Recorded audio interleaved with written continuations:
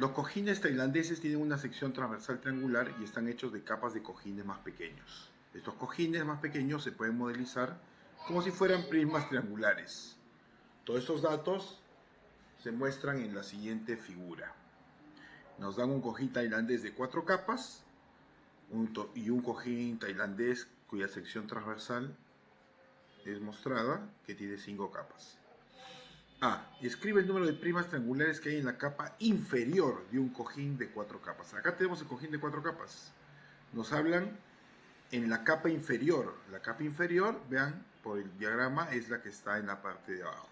Entonces, si contamos, notaremos que hay 7 prismas en la capa inferior. Y también nos piden el número de cojín de prismas triangulares que hay en la capa inferior de un cojín de 5 capas. Acá justamente nos dan uno de la sección transversal y podemos contar que hay 9 prismas en la capa inferior de un cojín de 5 capas. Bien, esa fue la parte A.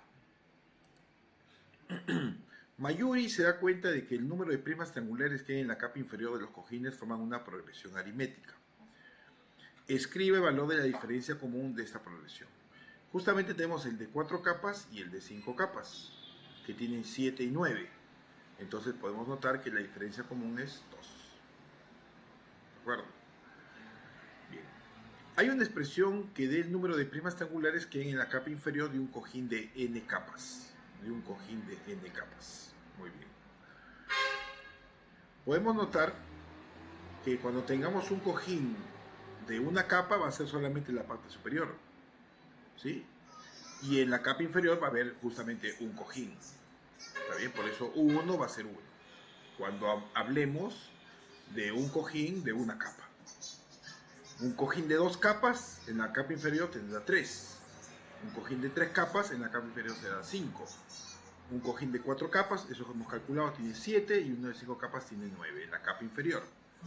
Por eso justamente es cierto que forman una progresión aritmética de diferencia común igual a 2. Como tenemos U1 que es 1, podemos ahí usar la fórmula UN es igual a 1 más n menos 1 en la diferencia común. Desarrollando tenemos 2n menos 2 más 1, que finalmente el resultado sería 2n menos 1. Y esa sería entonces la cantidad de prismas triangulares que hay en la capa inferior en un cojín de n capas. Seguimos. Mayuri quiere ampliar este diseño para crear un cojín de 9 capas. 9 capas. Hay el número de prismas triangulares que hay en la capa inferior del cojín. Usando la fórmula que hemos hallado hace un momento, que era UN es igual a 2n menos 1, simplemente reemplazamos para ver cuántos hay en la última capa, en la capa inferior. Sería 2 por 9 menos 1, 17 prismas triangulares. Y la C2I calcula el número total de prismas triangulares que hay en el cojín de Mayuri, un cojín de 9 capas. Viendo la forma de los cojines se puede notar, vean, este es un cojín de 4 capas, ¿no? 1 más 3 más 5 más 7. ¿Está bien? Son números impares. En un cojín de 9 capas va a ser 1 más 3 más 5 más 7 hasta llegar a 17. Y justamente va a haber 9 elementos. Por lo tanto, lo que nos piden hallar es sumar esos elementos, o sea, la suma de 9 elementos que siguen esta progresión aritmética. La fórmula es el primero, que es 1, más el último, que es 17 entre 2, multiplicado por la cantidad de términos, que sería 9, porque tiene 9 capas. 17 más 1, 18, entre 2, 9, 9 por 9, 81 cojines en total. Esa sería la respuesta, entonces, de la parte C2I. D. Hay una expresión para el número total de primas triangulares que tiene un cojín de n capas. De la respuesta de la forma más simplificada posible. Ahora, ¿qué pasa si el cojín tiene n capas? Pues bueno, va a seguir comportándose con esta progresión aritmética, ¿no? Donde el primer término va a ser 1 y el último término va a ser 2n menos 1. Y el número de términos va a ser n. Por lo tanto, lo que vamos a hallar es la suma de los n términos, que tiene n capas. Primer término 1, el último es 2n menos 1, entre 2 por n. 1 menos 1 se elimina, 2n entre 2 sería n, y n por n, n cuadrado. n cuadrado sería entonces el número total de cojines que tendría esta figura, o este cojín de n capas. La sección transversal del cojín consta de triángulos negros y triángulos blancos. Vean, en la parte superior un triángulo negro, después 2, 3 y 4. Este cojín de 6 capas tiene en total 6 triángulos blancos. Puedo anotar 1 más 2 más 3, 6 triángulos blancos. Y el de 5 capas tiene 4 triángulos blancos en la capa inferior. 1, 2, 3 y 4. E. Escribe el número total de triángulos negros que hay en el cojín de 4 capas. Únicamente vamos a contar. Y la respuesta será 10. 1 más 2 más 3 más 4.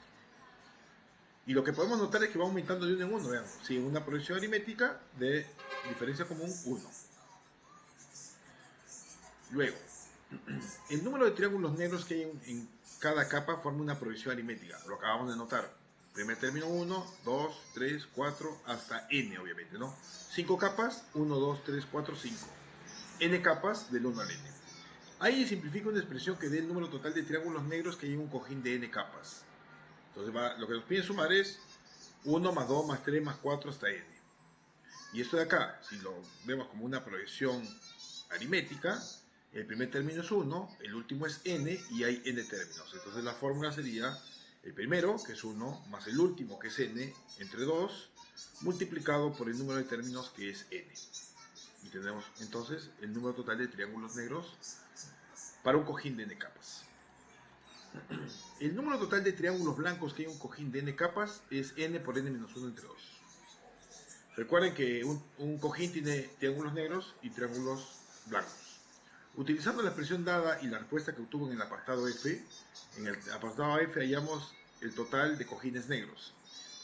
Ahí simplifica una expresión que dé el número total de triángulos blancos y negros que hay en el cojín de n capas. O sea, hay que sumar el total de los negros más el total de los triángulos blancos.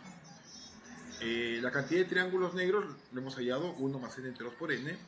Y el total de triángulos blancos es n por n más 1 menos 1 entre 2. Sumando tienen denominador común, quedaría n más n cuadrado. Y acá más n cuadrado menos n. Se eliminan n con n, quedaría 2n cuadrado entre 2. Y que queda finalmente n cuadrado. Y de esta manera hemos concluido esta primera pregunta.